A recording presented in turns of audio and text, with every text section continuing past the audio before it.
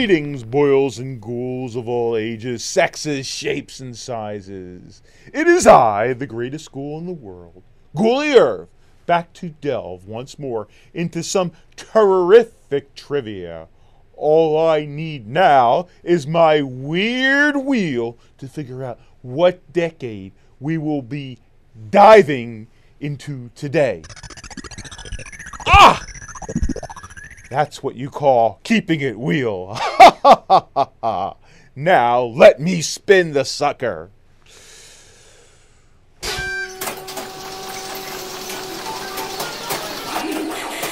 Ah, the sensational, scarifying, shock-filled, satanic 70s. My personal favorite. The 1970s were filled with great horror opuses. How can you forget the demonic possession epics like The Exorcist or The Omen? Each sparked their own sequels and ripoffs, and similarly themed horror hoedowns. Oh my. For example, The Exorcist created such a sensation. How could we not get other possession-oriented or kids in terror trips like Audrey Rose, The Other, Abby, JD's Revenge, The Possession of Joel Delaney, Holocaust 2000, Beyond the Door, and Lisa and the Devil. Did you know that in Mario Bava's Lisa and the Devil, also known in a longer, more different version as The House of Exorcism, Telly Savalas plays a depraved butler in a creepy mansion who sucks on lollipops? Much like the Kojak character he was about to play on the telly. Turns out, this was the way the actor dealt with trying to quit smoking at the same time.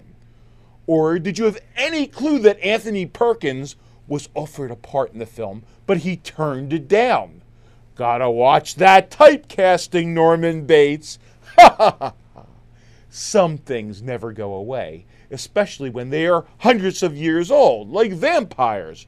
The Children of the Night sure had lots to howl about throughout the 70s, as Christopher Lee, dressed up just like Stoker had imagined his horrible hero in Jess Franco's Count Dracula, and ended his run as the suave bloodsucker in Hammer Films' 1973 The Satanic Rites of Dracula.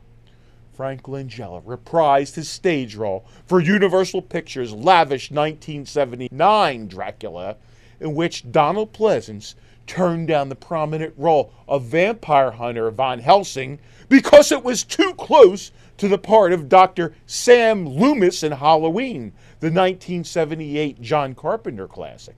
Instead, he tackled the part of the candy-munching asylum keeper, Dr. Seward, leaving Frank to face off against none other than Lord Laurence Olivier. Then there was the great Udo Kier, searching for virgin's blood as a frail but fashionable count in the Andy Warhol cult hit Blood for Dracula. That one was shot back-to-back in Serbia with Flesh for Frankenstein, which was presented in 3D. Ah, all the better to see the guts and decapitations and learn that in order to know life, you have to death through the gallbladder.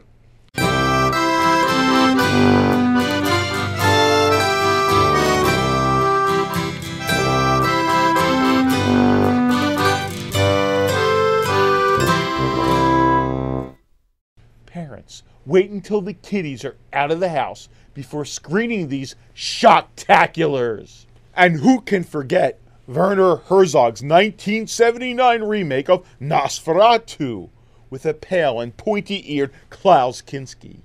Did you know that because the gray rats he needed for a scene were unable to be located, Herzog had white rats painted the appropriate color? That's what you call a real rat think.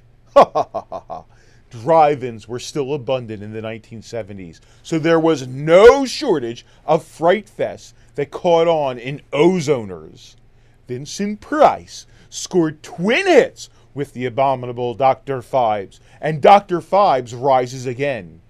In the first one, flying foxes substituted for vampire bats. And in the latter, you'll find the names of such big band leaders as Ambrose, Biederbach, and Lombardo as supporting characters. Herschel Gordon Lewis added to his schlock-gore legacy with The Gorgor Girls, a film about savage stripper murders made for $63,000 and featuring a cameo with comic Henny Youngman. Roger Corman perpetrated unsettling underwater terrors with Piranha. The monsters were actually rubber puppet fish stuck on sticks. Mrs. Paul would not have approved. Larry Cohen, who earlier made his mark creating TV's Branded and The Invaders, delivered killer babies in It's Alive and It Lives Again, and later in the 1980s, Island of the Alive.